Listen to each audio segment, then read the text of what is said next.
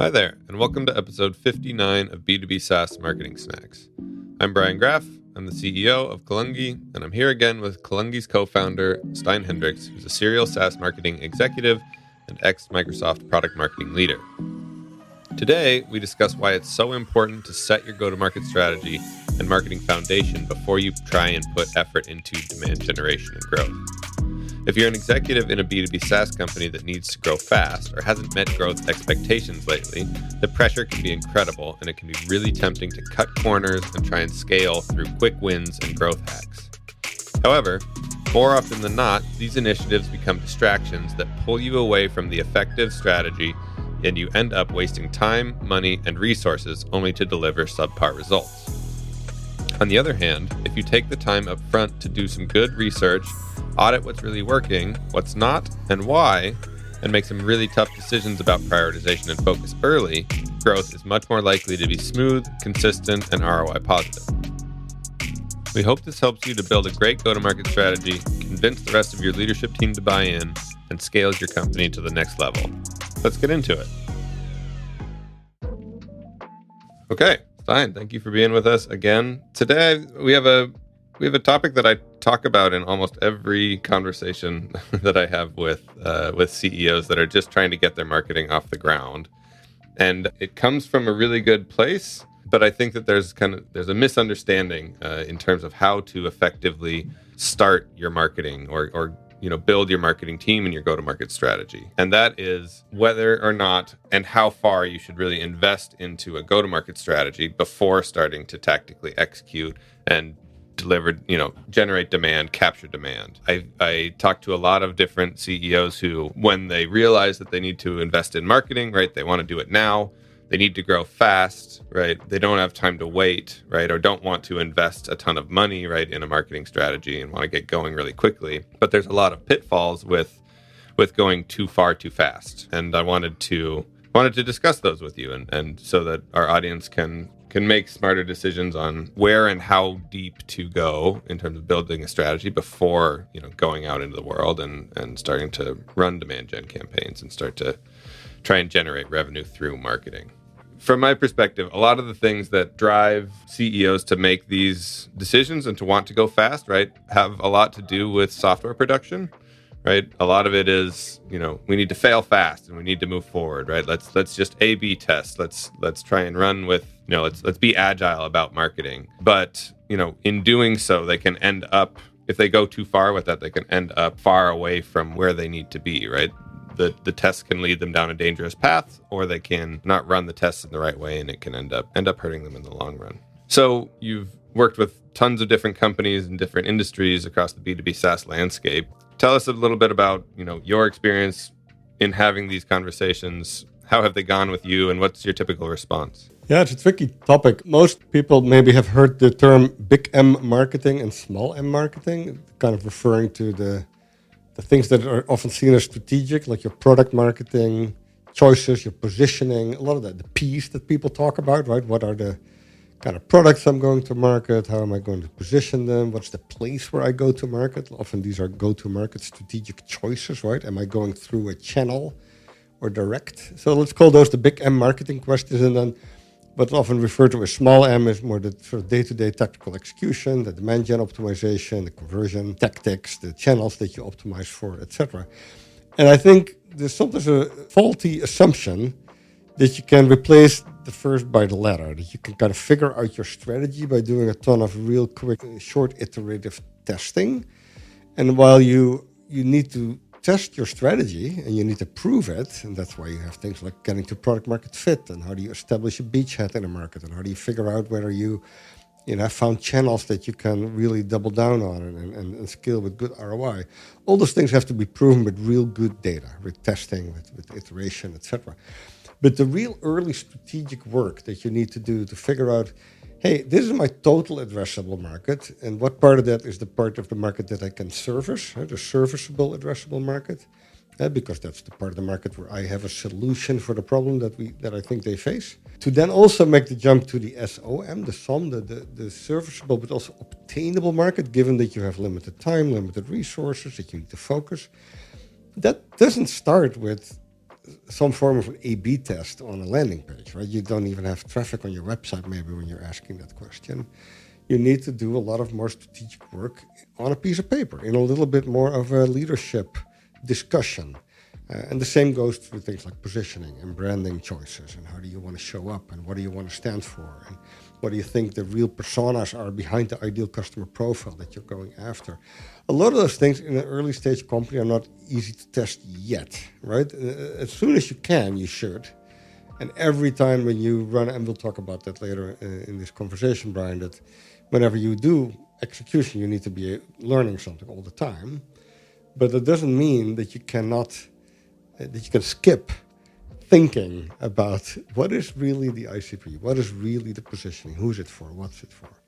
And it takes time. You cannot just shortcut that. Yeah, absolutely. The curse of marketing, I think, is that, you know, everyone seems to think that they know how to do it. And while that could be true, right, and it's good to get as many collaborative minds in the room as possible sometimes, often it can lead to the oversimplification of what a really good strategy is, right? And how effective it can be. And so, like you said, right, you really need to balance the strategy and the A/B testing and execution in order to have an effective go-to-market, right? And in order to make sure that you don't look back 6 months after launching and realize that you're miles off course. Also, I mean, from my perspective, right, I think the marketing, without a clear go-to-market strategy, right, it's very easy for the marketing team to fall prey to randomization, which happens so often and can happen so often to marketing teams, right? Where, again, because marketing is such a broad discipline and supports so many different functions within a business, and everyone, you know, likes to think that they know how to do marketing. Everyone wants a piece of marketing, right? And it's very easy for marketing to get spread too thin across too many initiatives to be effective, right? Without the right strategy. You know, Stein, you like to say that, you know, the strategy is often more about saying no than saying yes, right? And so having that strategy allows your team to really dig into the right areas and use the testing, right? You can use A/B testing, you can use agile methodology in terms of the execution, but dig into the right areas and say no to the wrong ones to make sure that you can actually drive the results that you need. It's just so easy to get going with things like Google Ads, right? But it's also very easy to spend a lot of money on landing pages that are not really thought through, on ads that are not really designed well, on copy that's not really written by a good writer, right? And if you do those things, then you know that those ads are not going to perform very well. You know that one will perform better than the other, and maybe you learned something. But did you really achieve a goal there, right? There's a real good balance to strike. And I think you had a conversation at some point with someone in the Kalungi sales journey who wanted to do things in 2-3 week iterations, right? I think the word agile was used as a methodology, and when you were kind of saying, hey, we'll take probably a month and a half to build some foundation, to get some things really created so that we can do the right campaigns and actually run the right tests. That was kind of hard. Can you talk us through that? Yeah, like you said, there was a prospect that came in the door and was really, again, we live in the B2B SaaS world, right? So very software oriented, right? And wanted to treat marketing like software development, right? And let's map this out. Let's map out the marketing foundation, right? And marketing execution in a timeline, right? And let's make it agile. Let's go in sprints, and we will just, you know, we'll iterate and improve, and we'll fail fast. Basically, was their methodology. And, you know, it makes a lot of sense from the outside, right? Like, why wouldn't you want to just, you know, let's be as efficient as we can and as focused as we can, and we'll move fast and fail fast, and that will create the best outcome. But the problem is that, you know, in doing so, you'll like you said, Stein, you'll launch Google Ads, right, from the beginning to try and get off the ground as fast as possible, right? But if you don't have the right landing page, for instance, right? Or you haven't spent the time to build the right strategy behind the landing page, and people don't convert on that landing page, how will you know if the reason people aren't converting is because the copy's bad, or because the design's bad, or because there was a break between the messaging in the ad and the landing page, right? Or your CRM isn't set up right, and so you can't figure out, you know, what the right source of truth is, right? There's so many different variables that impact the effectiveness of a marketing campaign that starting especially with the agile methodology from zero particularly, but also if you're just trying to build up an underperforming marketing team, I think honestly creates more frustration and friction to create the agile methodology than it is to build the foundation. The thing about Kalungi too, and not to pat ourselves too much on the back, is that we've done this a lot. We have T2D3 at our backs. We have a methodology. We have a proven playbook.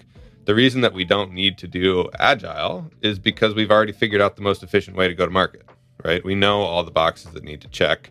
We know everything that needs to be put in place before a campaign is launched to make sure that you don't end up wasting a lot of money, right? Or time or energy, right? On initiatives that may or may not pan out. And of course, sometimes, sure, you could launch a campaign and just by sheer luck alone, right, time it right, and you happen to have the right messaging and everything, but it's impossible to know, right? And the thing is with marketing in general, right, is that there's too many unknowns, right, and there's too many variables. And so it's really important to control for as many variables as you can, right, with the right strategy, with the right foundation before launching, so that when you get that initial bunch of results back, right, you can actually use them and they can be actionable. Yeah, the run game example that we've talked a lot about in football, and I hope the international audience can appreciate this as well. American football has a concept of either running the ball or throwing the ball. And when you run it, it usually doesn't immediately work in the game. You kind of have to stick with it for usually multiple quarters. And quarters, of course, are a quart of the game, so there's 4 of them.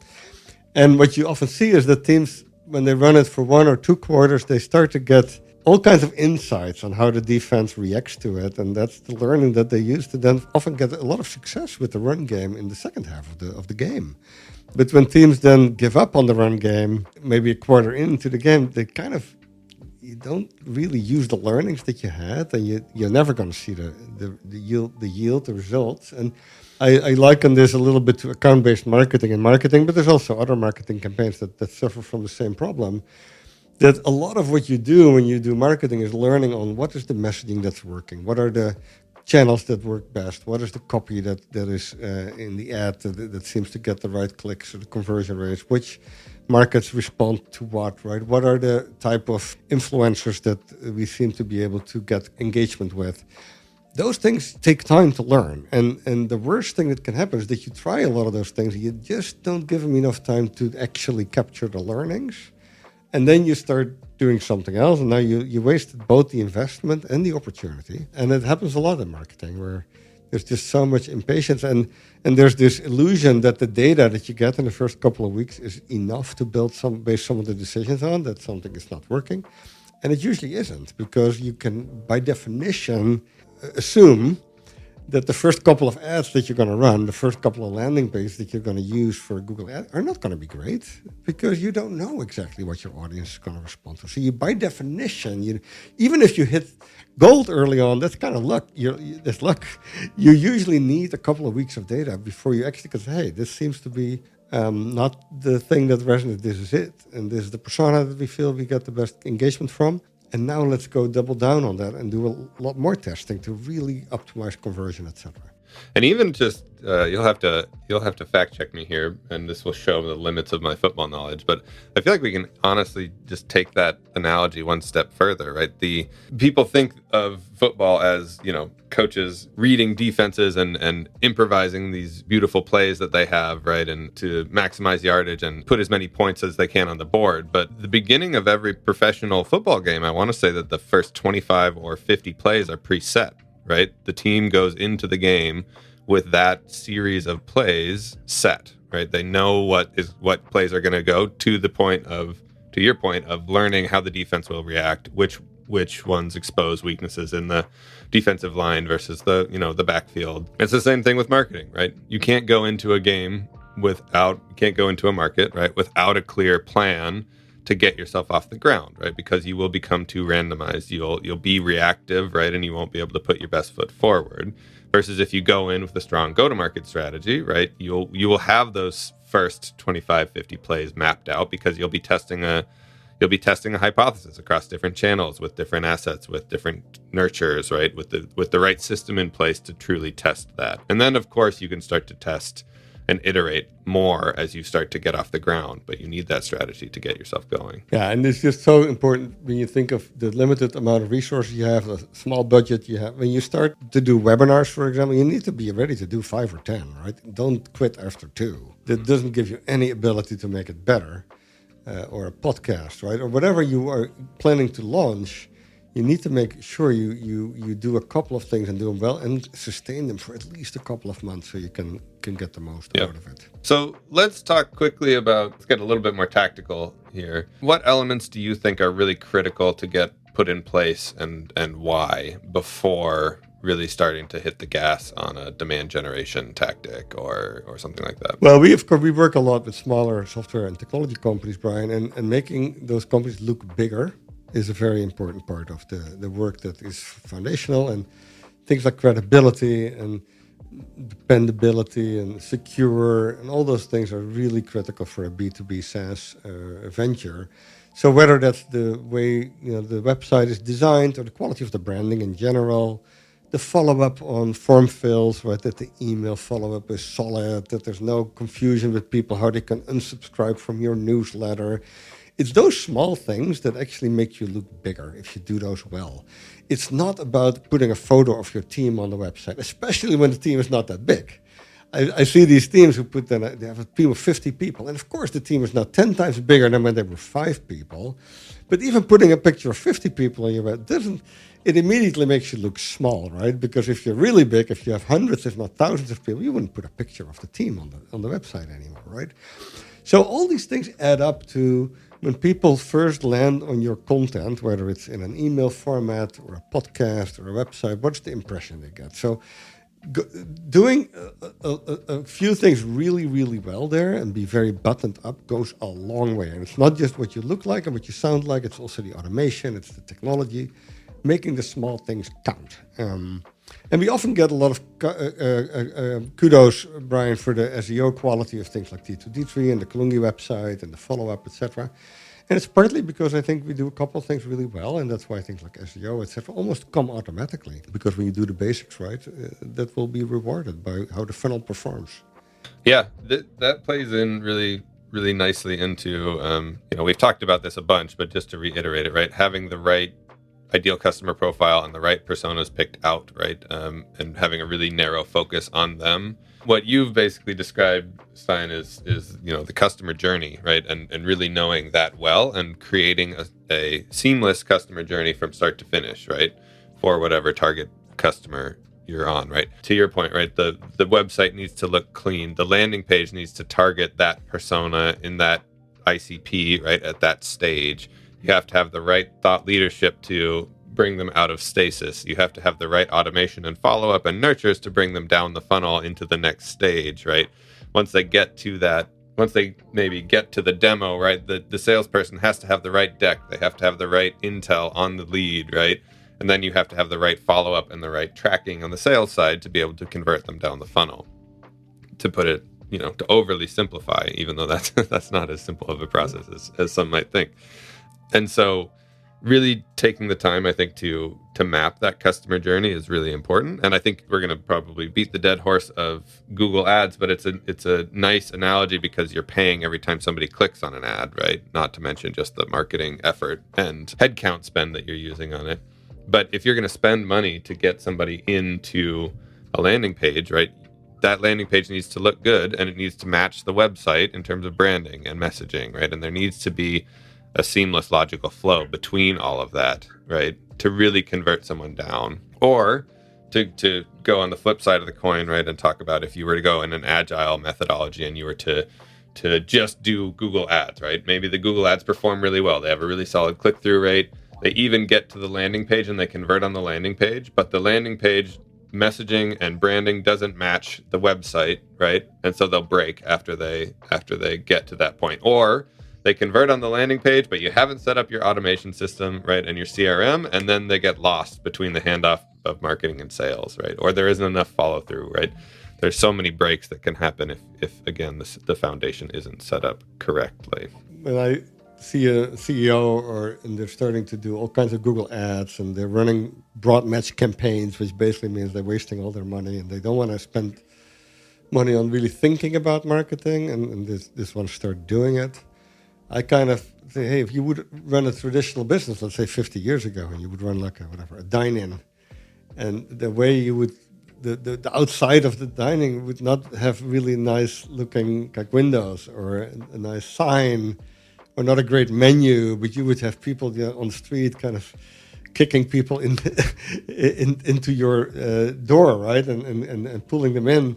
That wouldn't be a great experience, right? And this is kind of your storefront, your digital storefront, and making sure it looks good is kind of basics.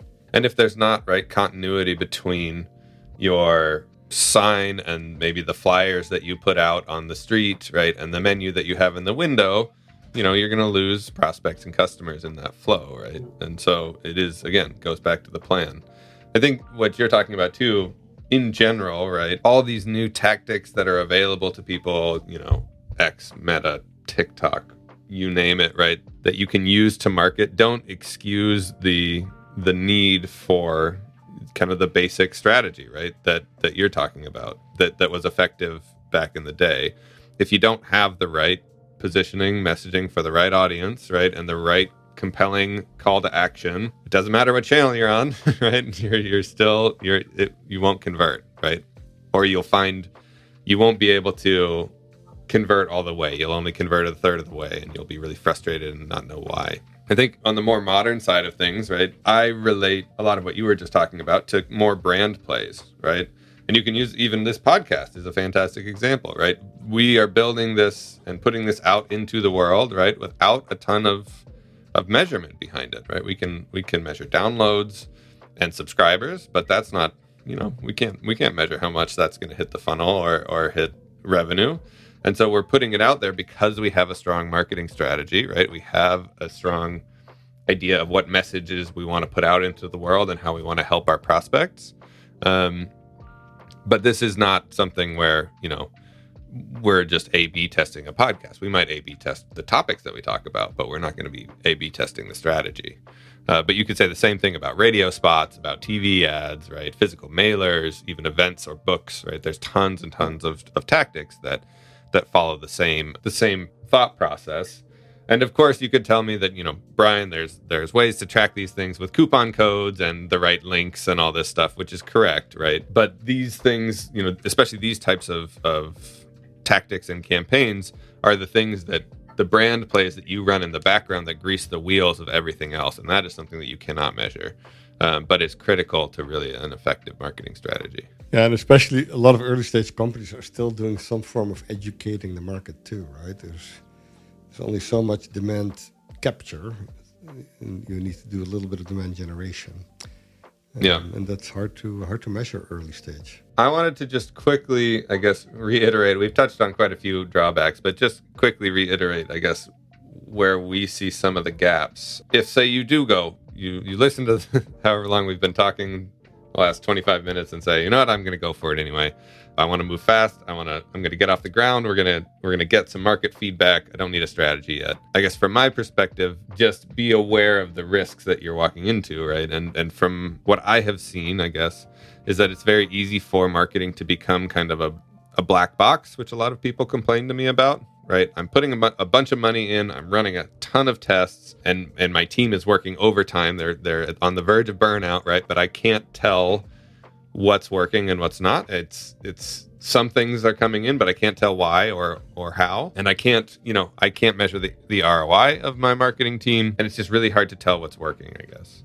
The other thing is that your marketing team, like we mentioned before, could become randomized by these tests, right? We're running all these tests and the results are telling us a bunch of different things. And so we're starting to go off in all these different directions, and we can't really put a unified force behind the right initiatives. So again, working super hard to not deliver the results that you need as an organization. And then that's really it. You can just become inefficient and ineffective. And then, of course, because marketing is supporting sales and customer success, then those departments will start to get randomized as well. I think that's the biggest issue that I see. It's a quote from Andy Jassy, right? Strategic patience and tactical impatience. I think it's totally fine for a CEO or founder to constantly be asking, what did we learn today, right? Can we run a new experiment tomorrow. And as long as those things are kind of, how do you call it, leading indicators for success, whether it's the performance of an email or the performance of a specific ad, I think that's really, really good. And you should be extremely short-term, impatient about that. Try to constantly test new things, as long as you don't constantly change the strategic course, right? Whether it's a channel that you've picked and that you've invested in, or a person that you hired that you wanted to really give a chance to build, for example, a good product marketing capability in your company, right? The packaging and the pricing strategy, those things are hard to do overnight.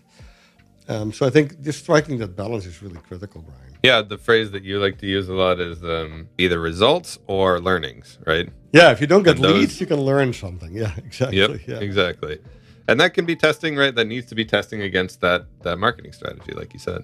Yeah, I mean, all of those tests, right, that you're talking about are critical, right? And you need to have. I love the strategic patience versus tactical impatience, right? But the tests need to be in service of the strategy, or to validate or disprove, right, the strategy. We've talked a few different times about kind of what you need to look for in a CEO as a marketing leader, and do they get marketing, or like you said, right, are they willing to put faith in you that you get marketing, right, and allow you to lead them in that. And I think a lot of that strategy, right, putting the right strategy in place allows a CEO the comfort of knowing that this is all going in the right direction, versus a series of random tests.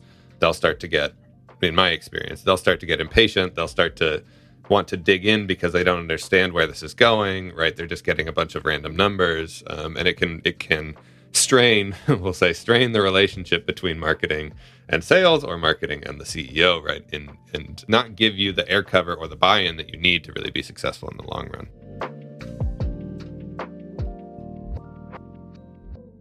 Okay, so you've spent the last 30 minutes listening to Brian and Stein talk about this, and you've been convinced, right, that, okay, you're right, let's build the strategy the right way, let's put the foundation in place the right way, right, and then we'll start to really go to market. What benefits can you expect to have? And I think from my perspective, right, it is the opposite of, what I was just saying, right? Your team will have the right direction, they'll have clear KPIs that they're going against. They will be able to put full force behind the most important objectives, right? And say no to the ones that randomize them, right? They will be able to say no to, say, a request for swag or an overnight request for a deck, right? Because they will know that they need to launch, whatever campaign or run these tests, right? They will understand and will be able to effectively push strategic patience versus tactical impatience. They'll be able to create that customer journey that we've talked about, right? Where they have a unified message all the way from the top of the funnel through the bottom of the funnel, with the right assets in place, the right automations in place, the right tracking in place, to be able to really effectively lead people down that funnel. And then they'll be able to because they have all those things in place, put the right tests and the right measurement in place to tell what's working and what's not, and what needs to be changed. All in all, this changes marketing from the black box where you pour a ton of money into it and you can't understand where it goes, right? Or how much ROI you're getting out of it, to a magnifying glass where you can really see what's going on, right? What all the different pieces are, how they connect, and how they end up producing results and hitting your bottom line. Not to say that this strategy alone will cure all of your marketing problems, but it is a big problem to get out of the way. And if you do this right, then it makes a lot of other things much, much more simple. I also find, especially when the founder or leadership team gets really involved in this and is focused on it, it doesn't take that long. It's usually a couple of hours of really good strategic discussions, and then a couple of hours of follow-up as a leadership team, and then the marketing leader or the team or the vendor that you have to help you can turn that into something real in a couple of weeks. Yeah, absolutely.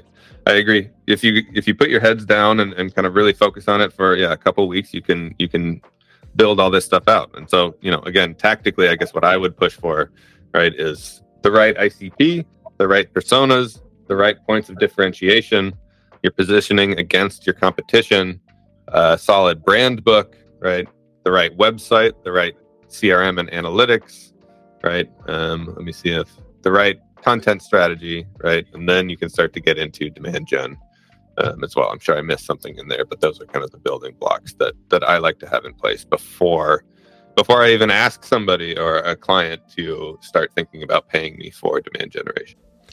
And all this can start with doing customer testimonial interviews. It's a tip we always give. If you don't know what to work on next, that's always a good place when to in spend doubt, your time.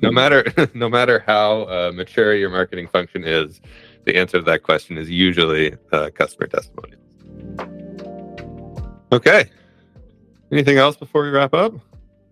No, great topic, Brian. I think giving marketers a little bit of backing when they want to do the big M marketing pieces before they jump into execution is really critical.